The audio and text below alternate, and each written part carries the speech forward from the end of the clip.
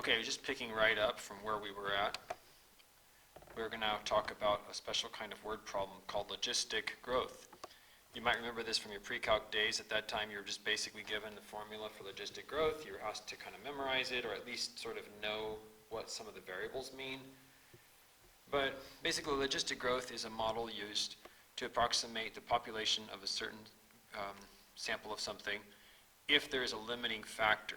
For example, if you put, let's say, bacteria in a petri dish, it will not be able to reproduce forever because of some limitations on resources. Okay, so basically the formula for the differential equation for uninhibited growth, dy dt equals ky, that we used yesterday, becomes dy dt equals ky times this m minus y. This m minus y is a limiting factor.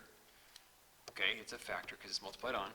And it's a limiting factor because it creates sort of an upper boundary of m. In other words, y can grow and grow and grow, but if y reaches m,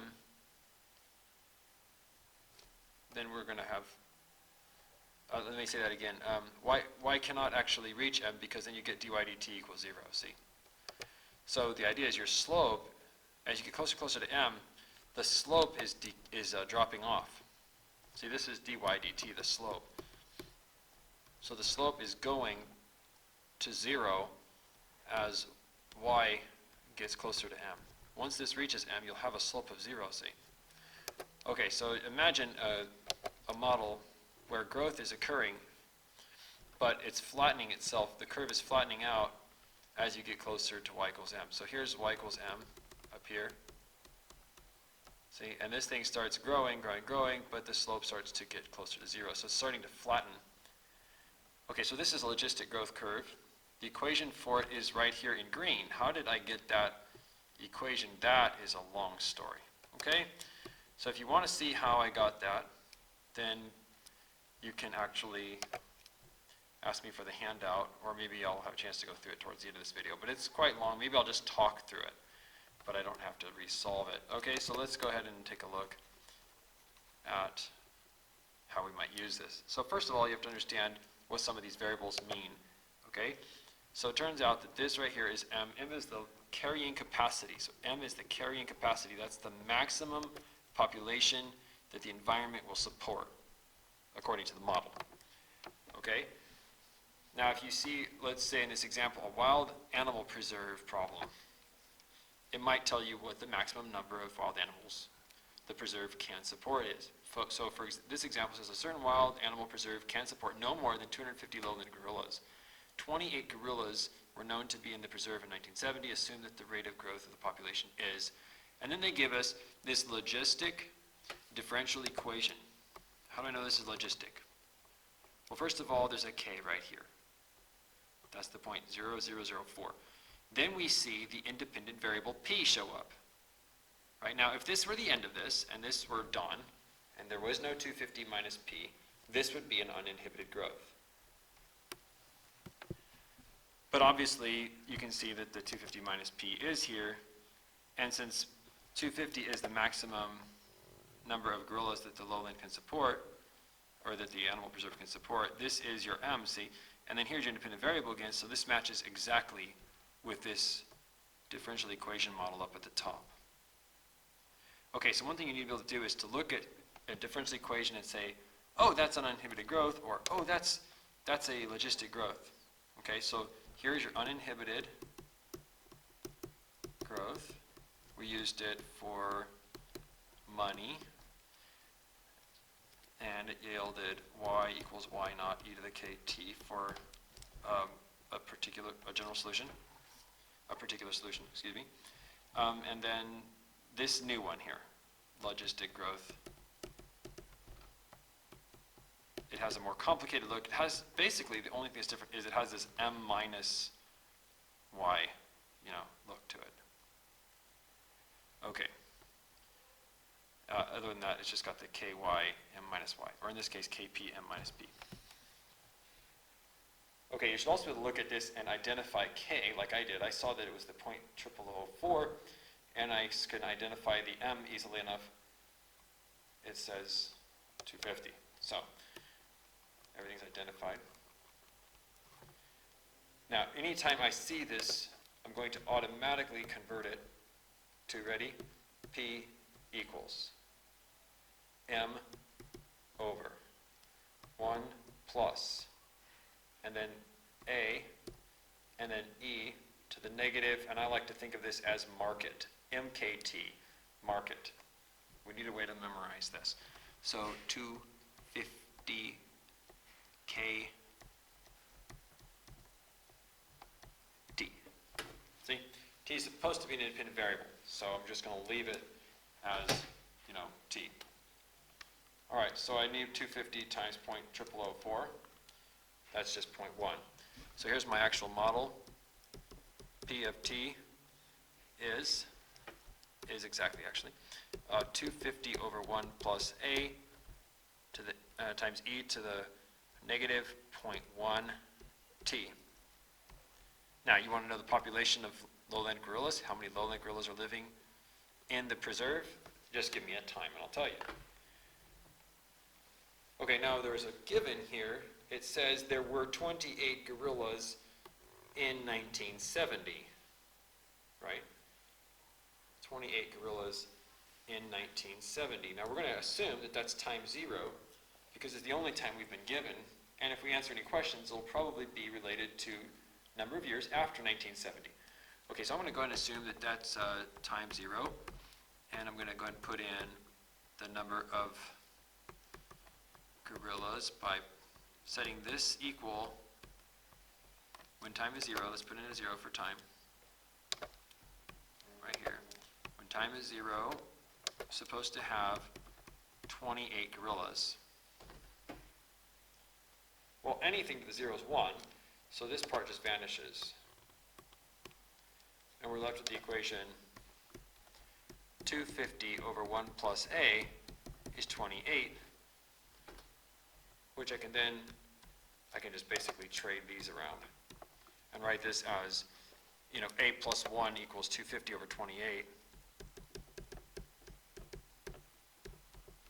And 250 over 28 is 8.93-ish. So subtracting 1, I get 7.93-ish.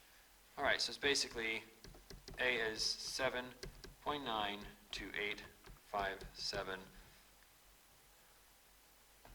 And now if I was going to create a model, I've already given you the answer here.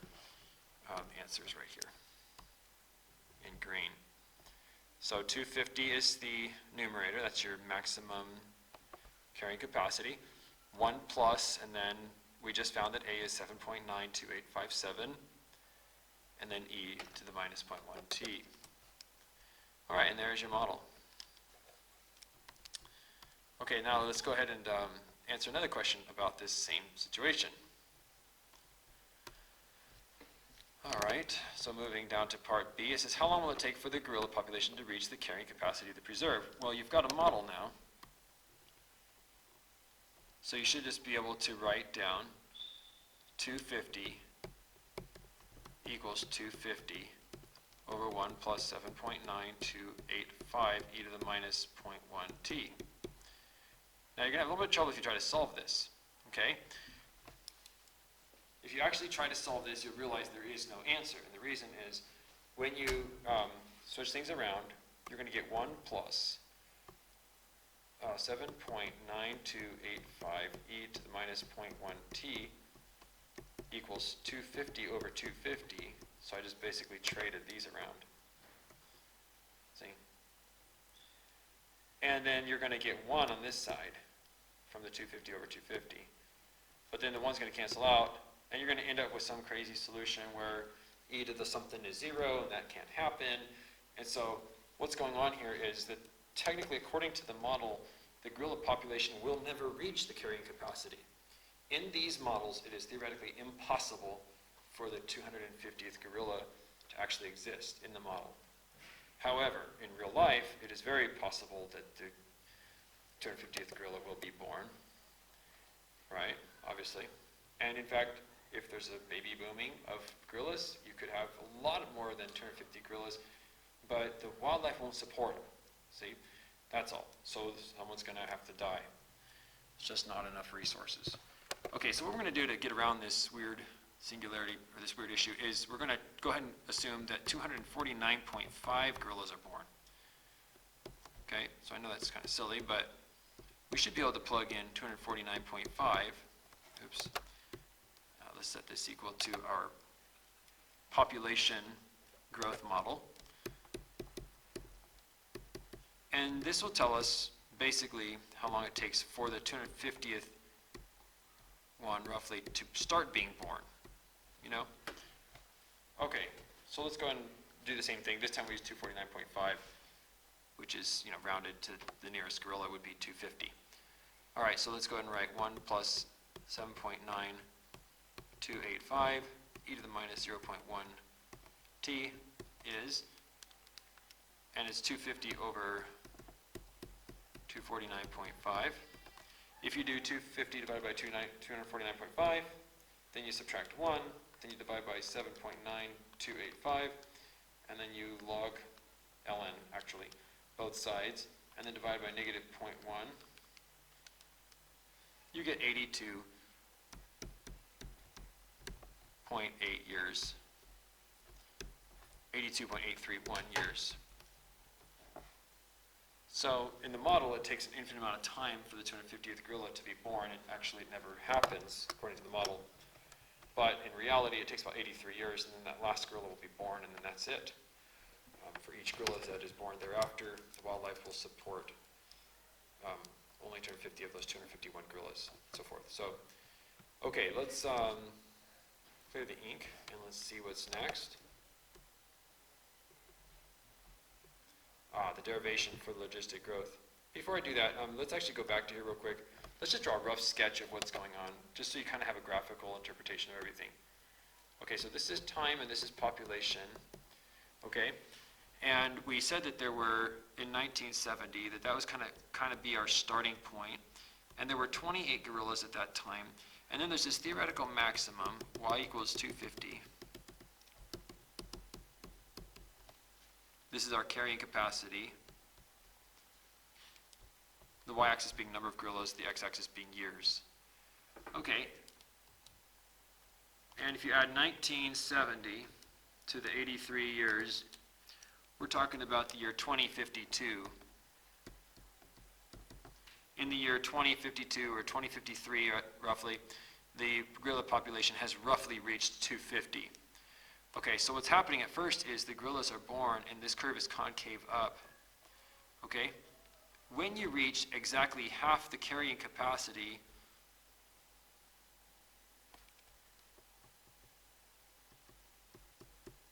that's when it starts to peter out like that.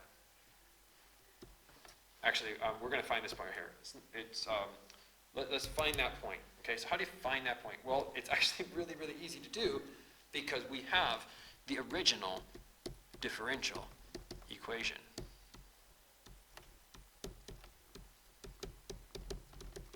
Right? So we do not have to take the derivative of this model. P of t equals 250 over 1 plus 7.9285 e to the minus 0.01 t. We don't 0.1 t. We do not need that because we have the derivative. Right? We got the p from this. dp dt equals kp m minus p. Okay, so what I'm going to do instead of trying to find the derivative of the population model is I'm going to use this and try to estimate where I think the slope is largest. In other words, I'm going to take the derivative of this now. All right? All right, so let's go and do that.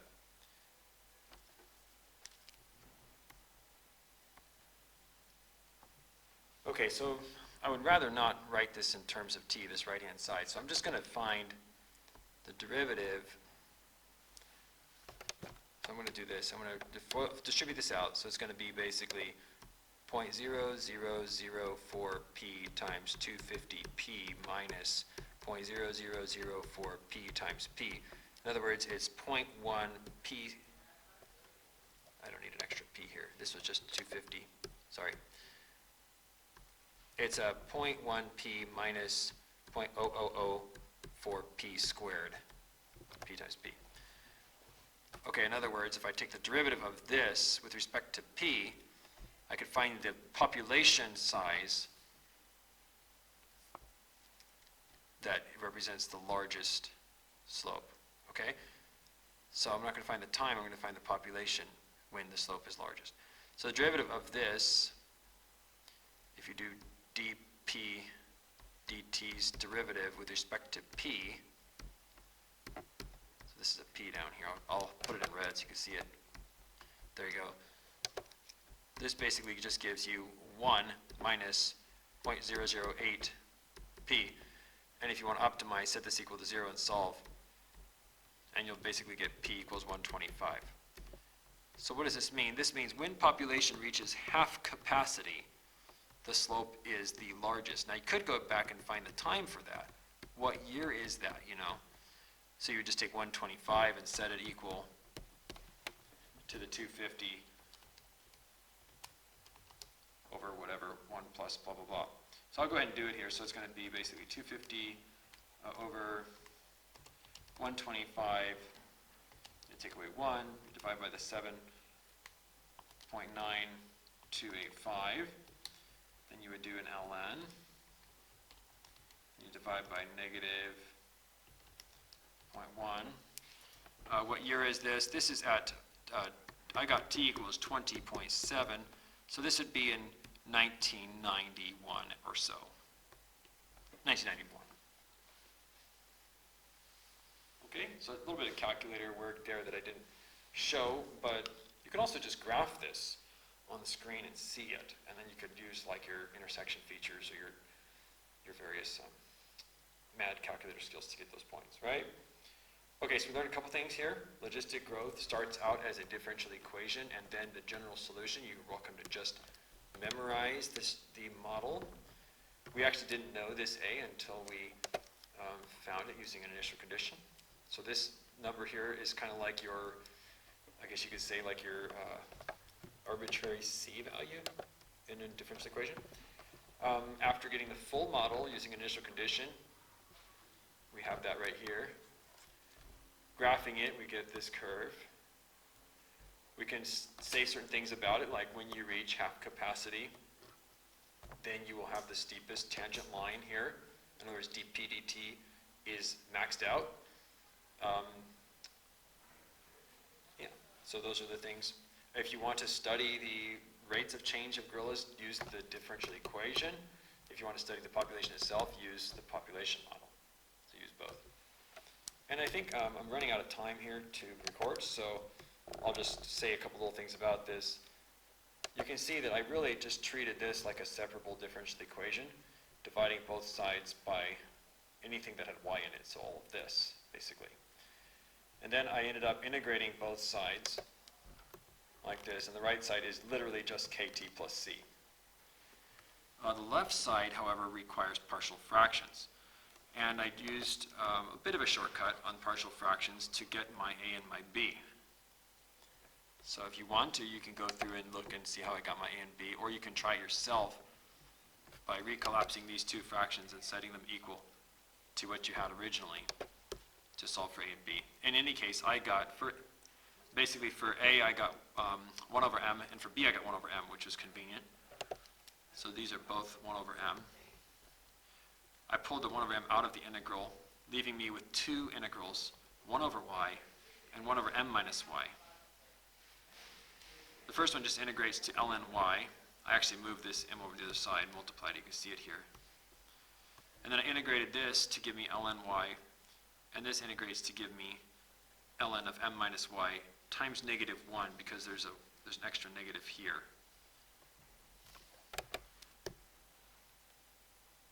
Then I kind of multiply both sides by negative 1. Notice the absolute values are not necessary, and that's just because it is impossible for y to be bigger than m anyway, according to the model in logistic growth. So this is positive, that's why I'm not using absolute values. Also, it's impossible for y to be negative because we don't expect a negative number of gorillas or whatever. So I'm not using any absolute values, that's nice. Just kind of rearranging things and collapsing my logs. You can follow that if you like. You do finally end up getting yourself in a situation down here. So I'll give you this as a handout during our party, and you can study over it if you wish. How are you?